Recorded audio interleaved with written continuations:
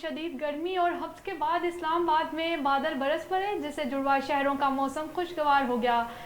मौसम की मज़ीद सूरत हाल जानते हैं खालिदा राजा से। जी खालिदा, बताइएगा। जी बिल्कुल, शदीद हब्स और गर्मी के बाद इस्लामाबाद में बादल बरस पड़े। मूसलाधार बारिश के बाद इस्लामाबाद का मौसम इंतहाई खुशगवार हो गया है। अगर आप मेरे पीछे भी देखें तो यहाँ पे सरसब्ज़ दरख्त इस टाइम पे लहलहा रहे हैं और बड़े मज़े का एक खूबसूरत मौसम हो गया है।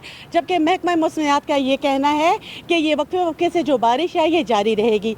आज सुबह 6 बजे शुरू होने वाली बारिश वक्फे वक्फे से जारी है, जिसकी वजह से अगर इस्लामाबाद की बात की जाए तो इस्लामाबाद के मुख्तलिफ इलाके जो नशेबी इलाके हैं वहाँ पे पानी खड़ा हो गया था, जिससे CDA के अमले ने जो है सफाई सुथराई का निज़ाम के ज़रिए से साफ़ किया। अगर पिंडी की बात की जाए तो रावलपिंडी में शदीद बारिश की वजह से जो रावलपिंडी के नशेबी इलाके थे वो ज़ेर आब आ गए।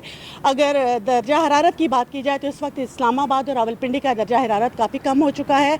अगर बात की जाए कि कितनी मिलीमीटर बारिश हुई तो जो रावलपिंडी में सबसे ज़्यादा बारिश जो है शमशाबाद के मकाम पर हुई, जहाँ पे 59 मिलीमीटर बारिश रिकॉर्ड की गई और 0 पॉइंट पे 49 मिलीमीटर बारिश रिकॉर्ड की गई है।